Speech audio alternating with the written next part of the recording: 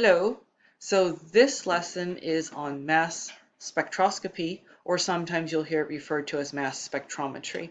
I wanted to do something quick and simple after your quiz. For those of you that had me for chemistry, you went through this at the way beginning of the year. For those of you that didn't, you didn't go through this. So I wanted to take some time and go over what the AP exam would want you to know for this. And it's not very difficult to do. Um, so mass spectrometry actually analyzes samples of an element, or it can analyze samples of a compound. We're not going to deal with samples of a compound, we're just going to deal with samples of an element. And what the mass spectra, that's the data you get, the diagram you get at the end, tells you, it can tell you how many isotopes there are in a sample, it can tell you the percent abundance of an isotope, and it can tell you the mass of all your different isotopes. And from those three pieces of information, you can get the average atomic mass. So I know you guys can get data, or you can use the data and calculate for average atomic mass, but we're going to take a step back and go over where that data comes from. How do I read that from a chart? How do I read that from the spectra? Okay. Okay. So if you remember, your isotopes are atoms of the same element. So same element, same atomic number, that's boron, but they have different numbers of neutrons. So their mass numbers, that's this number on top, will be different. So the nuclei of all of the isotopes are slightly different because they've got different numbers of neutrons. Now we don't have a charge up here. When we deal with ionic compounds, that's when you see the charge number pop up. But when you don't deal with ionic compounds, that's frequently left off, and you're assuming that you've got a neutral sample. A little bit of background about how we actually get that data. So this is what a mass spectrometry machine looks like. It's a smaller desktop version, but you have a part where the sample gets injected into the machine. And once the sample is injected into the machine, the first thing that happens are electrons are kind of passed through the sample. And what that allows the machine to do is to turn your sample into a bunch of little cations. Okay, so your sample gets some electrons ripped off of them, and they become a bunch of little cations, and that has a purpose. The next part the sample has to pass through is something called a mass filter. This is where the isotopes get separated based on their mass. But in order to do that, you have to pull the samples into the mass filter. And so how that's done is that there's a negative electrical plate inside that mass filter. So your positive sample, positive ions now, will start to get attracted into the magnet, the mass filter, because it's negatively charged. So once your ions, your cations, in the sample enter your mass filter, then the magnet starts to work to separate your ions by mass. So for this part, you want to think about cars and trucks driving around a corner. If you have a big, heavy truck, they have to make those wide turns. They can't make a little tight turn around a corner. So any path your ion takes that happens to be wide, that's going to represent a heavy isotope. Okay, and so those are going to hit your detector higher up. Any small light car can make turns very easily. So your smaller ions, your lighter ions, are going to be able to take a smaller, like a more, less, a path that's less wide. What's the word for less wide? A tighter path. That's what I meant. Okay, so your light isotopes can take that tighter path, whereas your heavier isotopes takes that wider path inside that mass filter. And anything that's in between heavy and light will take a spot in the middle. So not only, so your detector can pick up the relative mass of your isotopes, but it can also pick up the frequency that it's getting hit. So if you have a lot of heavy isotopes, they're going to hit the detector a lot more. If you have very few light isotopes, then they're going to hit the detector a lot less. Okay, so not only does the detector detect the relative weights of your isotopes, it picks up your relative abundances by checking how many times it's getting hit by a particular isotope. Okay, so with that said, we actually get a chart called a mass spectra. So using that detector, whoops, using that detector, we can create a chart called a mass spectra. This is what the mass spectra looks like. So on the on the y-axis, we get the percent abundance.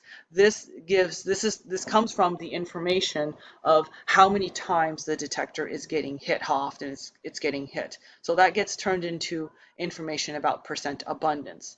The path that the isotopes takes around that mass detector and allowing the detector to pick up how heavy those isotopes are gets turned into this data right here. It becomes atomic mass. Okay, you can see that there's 4 different peaks here. 1, 2, 3, 4. So the number of peaks that you have tells you how many isotopes you have. So 4 peaks means you have 4 different isotopes. And you can start to break down each peak. We have isotope number 1. It's got a mass of 90 atomic mass units. Its percent abundance is about 50%. Okay, so if you're sitting there and wondering, oh my goodness, how detailed will be the AP test when they look at my interpretation, you get a range. So if you get around what it should be, you're going to be okay. But what you can't do is you can't go over 100% total abundance. So that you have to be careful of. Okay, so we have isotope number 2. That's at 91 AMU. I'm going to take a guess, and that looks like it's maybe around 15% abundance. Again, you get a range. So here's isotope number 3. It's at 92 AMU, and that's going to be, we're going to make it around 18%, because right now I see I have 65% abundance. I can't go over 100. I've got 35% left over. And this one looks like it's a teeny tiny higher bit than this one.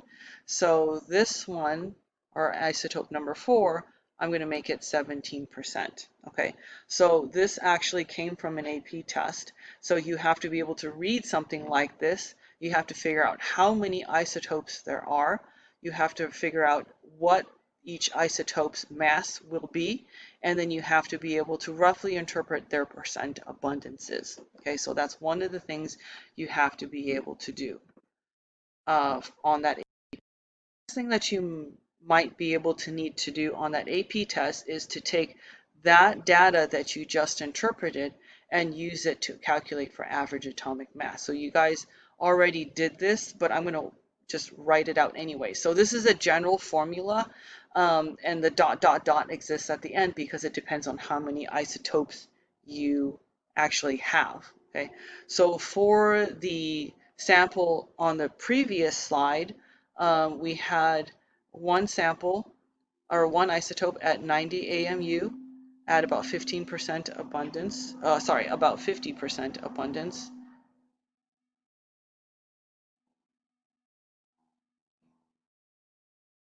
I had to fix the eraser issue. Okay, so sorry, we had an isotope with 90 AMU. Its percent abundance was about 50%. And then you would add that to the next isotope, whose mass was 91 and abundance was about 15. Add that to your next isotope, mass of 92, abundance was about 18%. And the last one was a mass of 94, and the abundance was about 17%. Okay, so if you turn your percents into decimals right off the bat, you don't have to divide by 100. You can just multiply and add these numbers straight, and that's going to get you about 91.19 AMU, which comes to about 91 AMU. So this is the average atomic mass for that isotope. If you don't turn these into percents right away, you can write the percents down, 15%. Keep calling this 15%. This is 50%. 15% this was 18%, and the 94 was 17%. So you notice I don't turn them into decimals by dividing them by 100. And if you don't do that, then you just divide this at the end, and that will get you to the exact same answer. So that's about 91 AMU. Okay? So that's what you need to be able to do for calculating average atomic mass. So again, you guys did something like this, so you should be pretty good with this. So our main key was being able to interpret a mass spectra and get the pieces of information from it. Again, how many isotopes, the mass of each isotopes, and the abundance of each isotopes. Okay, so your worksheet will go over this main skill on how to interpret a mass spectra. Again, if you have any questions when you're doing these, you can always email me to get some help. Okay, thanks. Bye-bye.